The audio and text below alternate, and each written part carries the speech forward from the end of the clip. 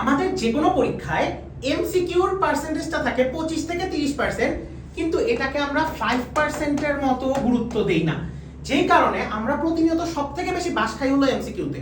So আমরা আজকে কথা বলবো যে পরীক্ষাতে এমসিকিউতে টপ কিভাবে করতে পারো, কোন মেথড অ্যাপ্লাই করলে তোমার এমসিকিউতে আর কোনো প্রবলেম হবে না। হ্যালো এভরিওয়ান, আমি তোমাদের সাথে আছি মোহাম্মদ জুনায়েদ খান রাইয়ান। বর্তমানে পড়াশোনা করছি ঢাকা বিশ্ববিদ্যালয়ের applied chemistry and chemical engineering ডিপার্টমেন্টে। সো আমি কথা বলবো যে এমসিকিউতে আমরা কিভাবে টপ করতে পারি, এবং আজকে আমি তোমাদেরকে শুধুমাত্র 3টা টিপ শেয়ার করব, এবং এই 3টা টিপ যদি তুমি মেনে চলতে পারো তোমার এমসিকিউতে টপ করতে পারবা। সেটা তুমি সায়েন্সের হও, আর্টসের হও, কমার্সের হও, তুমি যে কোনো সাবজেক্ট পড়তে চাও না কেন, যা মন চায় পড়ো না কেন, প্রথম কথা, একদম প্রথম কথা, মেইন বই খুঁটিয়ে খুঁটিয়ে মেইন বই পড়তে হবে।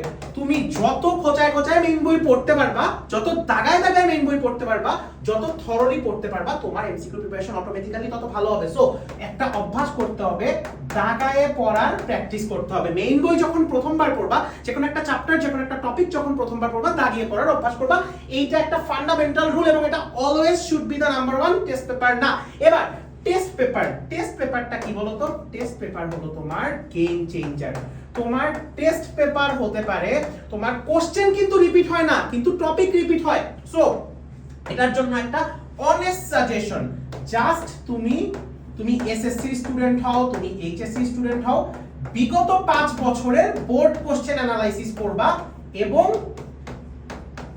নিজের বোর্ডের টপ স্কুলগুলার বা কলেজগুলার কোশ্চেন অ্যানালাইসিস করবা। এবং এরপর যদি তোমার সময় বাকি থাকে তাইলে ক্যাডেট কলেজের কোশ্চেন গুলাও করে ফেলবা, ওগুলো একটু ভালো কোয়ালিটির কোশ্চেন হয়। সো টেস্ট পেপার আশা করি সলভ করার টেকনিক বলে দিয়েছি, এবং টেস্ট পেপার অবশ্যই সময় ধরে সলভ করবে, যে তোমার একটা কোশ্চেনের পিছে যেন 1 ঘন্টা সময় চলে না যায়, যেন তোমার পরীক্ষার হলে গিয়ে টেস্ট পেপারটা অ্যাপ্লাই করতে পারো, তুমি টেস্ট পেপার প্র্যাকটিস করা না। এবং সবথেকে ইম্পর্টেন্ট জিনিস ভাই, তুমি মেইন বই পড়ো আর যাই পড়ো, তুমি যদি সময় না দাও এবং সময়ের সাথে তাল মিলিয়ে প্র্যাকটিস না করো, তোমার কখনো হবে না। সো প্র্যাকটিস তোমার জন্য as much as possible, এবং টাইম ম্যানেজমেন্ট হলো তোমার ঘড়ি ধরে। এবং এমসিকিউতে টপ করার জন্য পরীক্ষার হলের জন্য একটা প্রো টিপ দিয়ে দেই, যে তুমি কি করতে পারো, এলিমিনেশন মেথড। তুমি একটা কোশ্চেন জানো যে তোমার বলতো কি 4টা অপশনের মধ্যে যে কোনো 2টা অপশন হবে, 2টা অপশন হবে না, 2টা অপশন আগে থেকে এলিমিনেট করে দিবা।